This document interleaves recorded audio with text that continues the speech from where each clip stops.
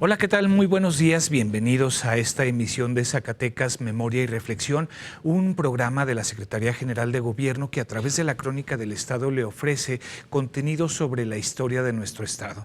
Este año traeremos para usted una diversidad de temas que esperamos sean de su agrado y que lo inviten a profundizar más en el conocimiento de los personajes y acontecimientos que han forjado nuestro devenir como entidad.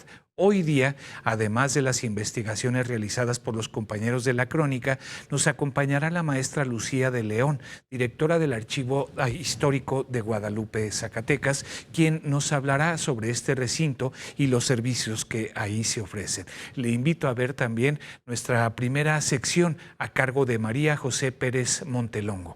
Veamos las breves históricas de esta semana.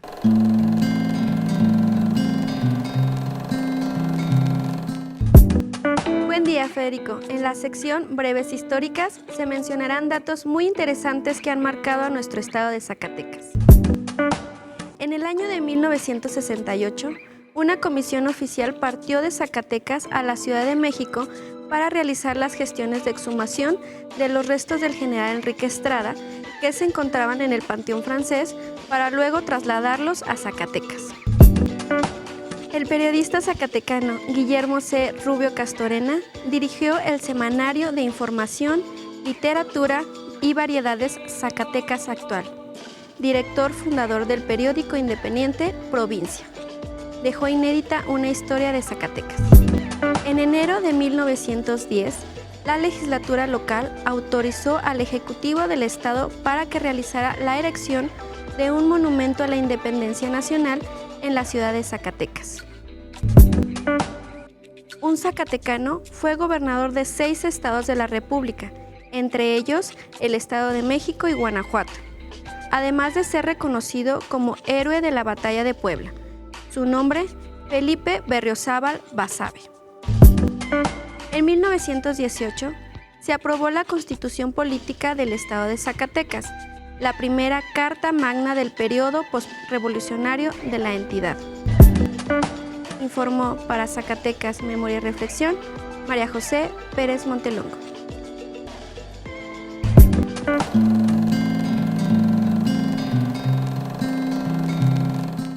Muchas gracias, María José. Cuántos datos interesantes nos traes el día de hoy. Sin embargo, a mí me gustaría resaltar el de Felipe Berriozábal Basabe, una personalidad que además de político, ingeniero y líder militar mexicano, participó en la Guerra de Reforma y en la lucha contra la intervención francesa en México. Fue miembro del gabinete del presidente Benito Juárez, desempeñándose como secretario de Guerra y secretario de Marina. Berriozábal también sirvió durante el gobierno de Porfirio Díaz. Fue comandante del Ejército Mexicano y miembro de la Cámara de Diputados. Sus restos fueron sepultados en el Panteón de Dolores de la Ciudad de México, en la Rotonda de Personas Ilustres, el 12 de enero de 1900, poco después de su muerte. Es un personaje cuya trayectoria merecería dedicarle más tiempo, pero como bien sabe, en televisión debemos ser breves. Si le parece, le invito a ver nuestra siguiente cápsula sobre el libro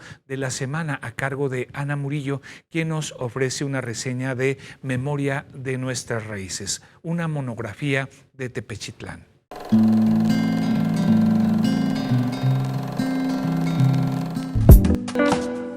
Muy buenos días, un placer como cada mañana que nos encontramos. En esta ocasión compartirles una recomendación bibliográfica más acerca de un bello municipio zacatecano, Memoria de nuestras raíces, una monografía de Tepechitlán. Tepechitlán, que ha sido un pueblo pletórico de vicisitudes históricas, bélicas y sociales. Como muchos pueblos de la Gran Cascana, Tepechitlán perteneció al señorío de Xochipila. No se sabe con certeza la fecha de su fundación prehispánica, pero de que en su origen era un pueblo de indios cascanes y que tenían una organización propia, se sabe por las crónicas y referencias a este lugar. Salvador Godoy Robles, cronista del municipio de Tepechitlán, en su texto, nos comparte sobre el primer ayuntamiento que tuvo lugar en el año de 1812, a raíz de los hechos consecuentes tanto de la Guerra de Independencia como de las Cortes de Cádiz y su Constitución. Por mucho tiempo, sus alcaldes eran elegidos según usos y costumbres de los pueblos de indios. En su cronología histórica son importantes los años de 1814, con la erección del curato, así como la integración en 1864 a la recién erigida diócesis de Zacatecas. Esta edición de Memoria de Nuestras Raíces, una monografía de Tepechitlán, conjunta entre todos estos aspectos históricos otros de interés general, tales como fiestas, efemérides, tradiciones, personajes, lugares recreativos, centros de educación y gastronomía. La fiesta patronal es el 24 de junio y en su templo parroquial se encuentra el altar dedicado al tepechitlense San Mateo Correa, mártir de la Cristiada. Es todo un recorrido turístico a través de la historia, personas y personajes de tan maravilloso pueblo. Rico en tradiciones, cultura, con maravillosos usos y costumbres dignas de conocer, para deleite de todos. Para Zacatecas, Memoria y Reflexión, Ana Isabel Murillo.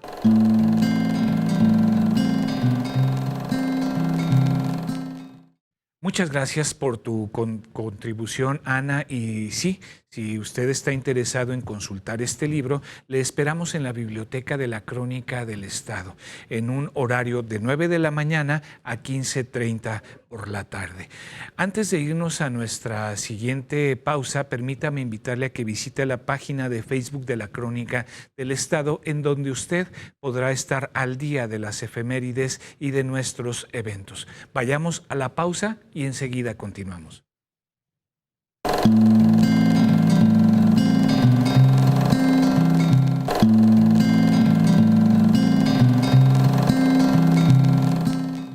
Bien, ya estamos de regreso en Zacatecas, Memoria y Reflexión. Qué bueno que continúa con nosotros. El día de hoy tendremos la entrevista que le hicimos a la maestra Lucía de León, directora del Archivo Histórico de Guadalupe. Le invitamos a que la vea con nosotros.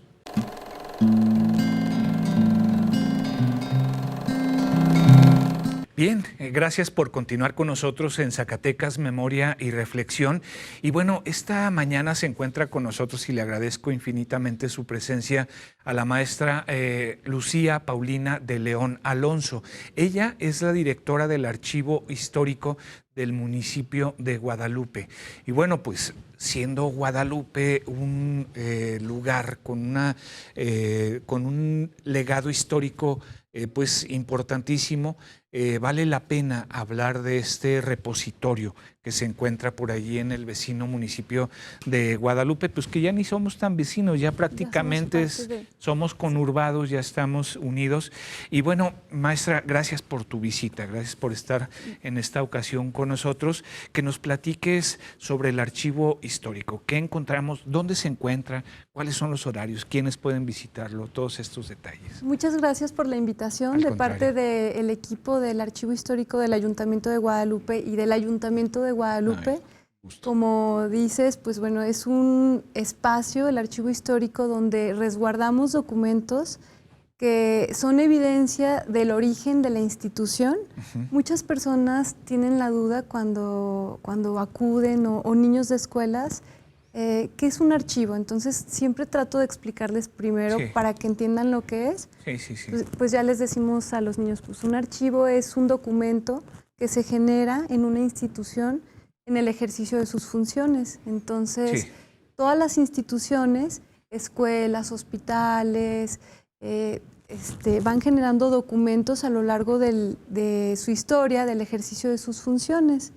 Y algunos de estos documentos se van a dar de baja porque su valor quizá no vale la pena conservarse. Tan relevante. Y algunos otros, en cambio, vale la pena observarlos porque pueden tener valores que a la vuelta del tiempo nos hablen del origen de la institución, que nos cuenten de algún momento histórico importante, y en ese caso esos documentos se convierten en archivos históricos. por decir de alguna manera, ¿cuál sería el criterio que nos permite valorar cuando un archivo puede llegar a tener un peso histórico y cuál es, pues, superfluo, efímero, intrascendente? Es una muy buena pregunta y a veces dicen que vale más una buena pregunta que una buena respuesta. Constantemente los archivistas nos estamos preguntando con cada documento qué valores tiene o qué cualidades lo hacen que valga la pena conservarlo. Para un historiador todo será histórico y todo merece ser conservado, sí, pero quizá en el tema de los archivos puede haber documentos que, en el caso particular del Ayuntamiento de Guadalupe, los documentos que tenemos están básicamente ahí por su antigüedad, porque sí son el reflejo de cómo inició. Incluso en su mismo formato son documentos que tienen la tinta de aquellos tiempos. Sí. El formato del escribano, que antes era un oficio, sí, el puesto del escribano que hacía su letra con su caligrafía muy elegante. Sí. Y bueno, ese son el tipo de documentos que nosotros tenemos. Digamos que los documentos que más valor tienen, sí, para nosotros son las actas de cabildo. Las actas de cabildo son el tesoro que nosotros resguardamos. El Ayuntamiento de Guadalupe se formó en el año de 1821, una época en México con mucha efervescencia, con muchos cambios, sí, mucha lucha de poder, como bueno, si a la fecha lo vemos, imagínate en aquel entonces, sí, sí, sí, apenas el México independiente. Entonces, bueno, pues Guadalupe logra conformarse como ayuntamiento en 1821, sí, cuando ya declara que tiene las 1000 almas suficientes para ser un ayuntamiento y tener esa autonomía, pero a lo largo del tiempo va cambiando y en algún momento deja de ser ayuntamiento para cambiar a junta municipal y después, según los gobiernos que se van, sí, dando, va oscilando para volver a ser ayuntamiento años después. Sí. En el caso de Guadalupe, nosotros quisiéramos tener documentos desde 1821, pero la suerte o el destino de muchos archivos históricos es que se convierten en rompecabezas con piezas faltantes. Sí. Y así es con Guadalupe. Nosotros tenemos el acta de cabildo más antigua que tenemos, es del año de 1916. Sí. Fíjate. Casi un siglo después. Casi un siglo después. Tenemos libros del registro civil que son de 1865, pero actas de cabildo no tenemos. Entonces, ¿por qué es esto? ¿Por qué nos faltan estos documentos? Pues son muchos los motivos. Por ejemplo, en 1835, con la invasión del general Santana, sí, él manda quemar las actas de cabildo y se pierden muchos documentos. Posteriormente, en 1999, hay una inundación en donde se pierden otros tantos documentos. Sí. Entonces, bueno, este destino, esta suerte, pues va marcando un poco la realidad de este rompecabezas, que es me gusta decirlo, nombrarlo como un caleidoscopio. Sí. Cada pieza te refleja un momento, sí, una característica, sí, una peculiaridad. Comentábamos que el acta de cabildo más antigua que nosotros tenemos resguardada inicia hablando de cómo se estaba discutiendo en el cabildo que los burritos que jalaban el tranvía de Guadalupe a Ojo Caliente estaban muy flaquitos y necesitaba subirse el costo del pasaje porque tenían hambre. Entonces, sí, a mí me gusta mucho imaginarme la historia como... Sí, cómo no. Este tipo de historia que te enseña la geografía, que te enseña la naturaleza, que te enseña hasta el color de la tierra, te lo puedes imaginar sí, de otro tiempo. El sentir de la gente. El sentir de la gente. Las prioridades. Sí, sí, y bueno, sí, sí, siempre un acta de cabildo habla de un proceso de transformación. Sí, efectivamente. Y justamente todas las actas de cabildo que se generan, regresando a tu pregunta de ¿qué características hacen que un documento sea histórico? Bueno, las actas de cabildo todas nacen históricas. Sí, sí, sí. porque ahí es donde podemos ver el cambio, el devenir de las discusiones, y a veces este tipo de discusiones pues te dan una idea de cuáles eran las problemáticas económicas, sociales, y te van reflejando la evolución de un pueblito, de una villa que va creciendo y a lo largo del tiempo pues van incrementándose las funciones que realiza el ayuntamiento y se ve reflejado en esos documentos. Pues muy interesante, maestra. Ahora, ¿qué horarios tienen? ¿Dónde se encuentran? ¿Cómo podemos acudir al Archivo Histórico de Guadalupe? Mira, los documentos son patrimonio de toda la sociedad. Quien guste puede consultarlos y nuestra obligación como institución es protegerlos, conservarlos y difundirlos. Sí. La consulta puede realizarse de 8 de la mañana a 3:30 de la tarde de lunes a viernes y les pedimos llevar guantes y un cubrebocas para evitar. Sí, para no contaminar el documento. Que si bien todos tienen un proceso de revisión y de conservación, somos un ayuntamiento que cuenta con el área de conservación y restauración. Es un orgullo que tenemos. Pero aún así, precisamente por eso tenemos mucho cuidado de conservarlos. ¿Qué tipo de guantes? ¿Son de estos de médicos, de que venden tipo médico o de algodón? Porque también... No, pueden ser los dos. Los dos funcionan. Nosotros, en caso de que no los lleven, les facilitamos, pero cualquier tipo de guante puede servir. Es sobre todo para no contaminar... el papel. Sí, exactamente. Sí. Y cubreboca. Y cubrebocas. Entonces, quien quiera consultar, estamos de 8 de la mañana a 3:30 en la calle Independencia, número 390, Colonia Ramón López Velarde, también conocida como Colonia del Iste. Y es un edificio muy bonito, además. Es un edificio muy bonito y ahí podrán encontrar, por supuesto, nuestro tesoro, que es el Fondo Ayuntamiento de Guadalupe, que ya ha dado sus frutos también. Sí. Bibliográficos. Exactamente. Y este fondo pues es la joya que tenemos. ¿Por qué? Porque son documentos únicos, irrepetibles, que no va a haber en otro lugar. Y tenemos también algunas colecciones para quien guste consultar. Y nosotros, pues la invitación es para todos y con una principal dedicatoria a estudiantes de humanidades, estudiantes de historia. Hasta de derecho. De derecho, gente de filosofía, son bienvenidos. Todas las humanidades. Muchas gracias. Siempre nos da gusto, siempre son bienvenidos. Muchas gracias. Pues muchas gracias, maestra, por esta plática. Gracias y pues ustedes. En una próxima ocasión hablaríamos ya de fondos específicos, si nos permites. Con mucho gusto. Gracias, maestra. Por la invitación. Nosotros continuamos en Zacatecas, Memoria y Reflexión.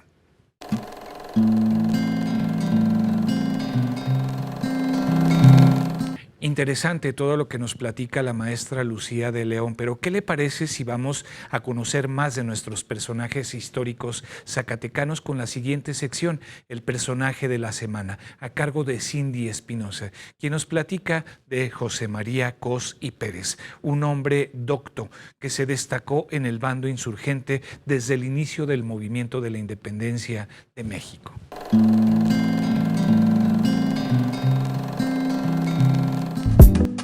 Buenos días, cronista, y buenos días a nuestro auditorio.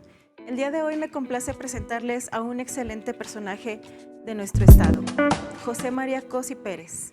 Nació en 1774. Sus estudios los realizó en el Colegio de San Luis Gonzaga, en Zacatecas, y como fue alumno brillante, el mismo colegio le otorgó una beca para que continuara sus estudios en el Seminario Conciliar de Guadalajara, donde se tituló como bachiller en filosofía y más tarde, en 1798, como doctor en teología por la UDG. El movimiento de insurgencia por la independencia de la nación fue el contexto histórico de este ilustre zacatecano. En 1810, siendo párroco de la villa de Burgos de San Cosme, hoy Villa de Cos, fue enviado a dialogar con el insurgente potosino Rafael de Iriarte, que se encontraba en Aguascalientes, con intenciones de atacar la ciudad de Zacatecas. El resultado de la entrevista fue que los insurgentes tomaron la capital y gran número de zacatecanos se adhirieron a la insurgencia. Por supuesto, el doctor Cos se sumó también a ella. Destacó rápidamente en las filas insurgentes, pues en 1811, en Zitácuaro, Michoacán, ofreció sus servicios militares a la causa. Formó un regimiento al que llamó de la muerte y fue nombrado vicario general castrense. En 1812, publicó el Manifiesto a la Nación Americana y a los europeos en este continente y el Plan de Paz y Guerra. El doctor Cos invirtió tiempo y dinero en el periódico El Ilustrador Nacional, donde se publicó el manifiesto y el plan ya citados.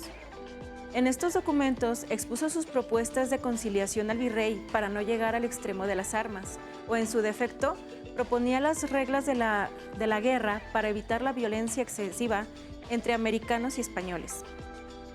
Como diputado por Zacatecas, Cos formó parte del Congreso de Apatzingán, primero celebrado en este país. Su firma aparece en el Decreto Constitucional para la Libertad de la América Mexicana. La villa de Burgos de San Cosme, fundada en 1712, hoy es conocida como Villa de Cos en honor al doctor José María Cos y Pérez. Su nombre está inscrito en letras doradas en el muro de honor del Congreso del Estado como un homenaje permanente por su valiosa aportación a la causa de la independencia. Para Zacatecas, Memoria y Reflexión, Cindy Espinosa.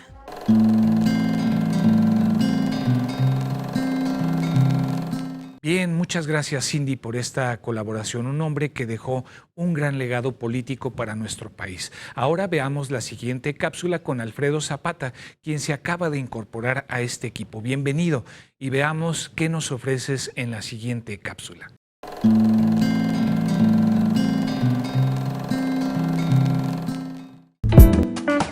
Muchas gracias, Federico. Buenos días. En esta sección les hablaré de la fundación del Convento de Guadalupe. ¿Sabías que los zacatecanos pensaban en construir el templo de Nuestra Señora de Guadalupe en la Loma del Calvario, lugar donde se encuentra la escuela primaria Enrique Estrada en la ciudad de Zacatecas? Pero por las inconveniencias que presentaba el espacio, no se pudo edificar. Cuando se entera de esto, doña Jerónima Castillo, viuda de Diego Melgar, dueño de las huertas de Melgar, hoy Guadalupe, Zacatecas, y su hija, Juana de Melgar, les ofrecen la capilla donde se veneraba a Nuestra Señora del Carmen. Sobre este santuario en ruinas se construyó el nuevo templo de la Virgen de Guadalupe. Aunado a esto, se enriquece la historia, ya que en este sitio se fundó el Colegio Apostólico de Propaganda Fide de Nuestra Señora de Guadalupe. El 16 de enero del año de 1677 fue instalada la primera piedra para la edificación del templo de Nuestra Señora de Guadalupe por Pedro García Cortés, abogado de las Reales Audiencias. Los zacatecanos insistieron asiduamente en que se estableciera un colegio apostólico de propaganda fide, similar al de Querétaro en el templo recién construido. En 1707, el comisario general de Indias, Fray Lucas Álvarez de Toledo, fue quien nombró a Fray Antonio Margil de Jesús como presidente y fundador del Colegio Apostólico de Propaganda Fide de Nuestra Señora de Guadalupe. El Fray Margil de Jesús llegó acompañado por 5 religiosos del Colegio de la Santa Cruz de Querétaro el 12 de enero de 1707, fecha en que se funda el Convento de Guadalupe. Se afirma que el Colegio de Guadalupe fue el más importante y el tercero de los 36 que se desarrollaron durante la colonia en el continente americano, ya que propició la fundación de más de 50 misiones y 3 hospicios en una amplia zona desde Zacatecas hasta las costas de California y Texas, y a mediados del siglo XVIII hacia el Nuevo Santander, actualmente Tamaulipas. Colegio que formó a grandes escritores, geógrafos e historiadores, dejando un gran legado cultural a Zacatecas y a México. Para Zacatecas, Memoria y Reflexión, Alfredo Zapata. Muchas gracias, Alfredo. Muy oportuno resaltar que se trata del centro de evangelización más importante del norte de la Nueva España y que se ubica en este inmueble que se caracteriza, entre otras cosas, por su arquitectura y la colección pictórica que resguarda, por lo que es considerado como uno de los recintos virreinales más importantes del país. Bien, pues hasta aquí hemos llegado este día en Zacatecas, Memoria y Reflexión. Le agradecemos el favor de su atención y le invitamos para que nos demos cita el próximo miércoles a las 10:30 de la mañana en el canal 24.1 de CISART. Hasta la próxima. Gracias.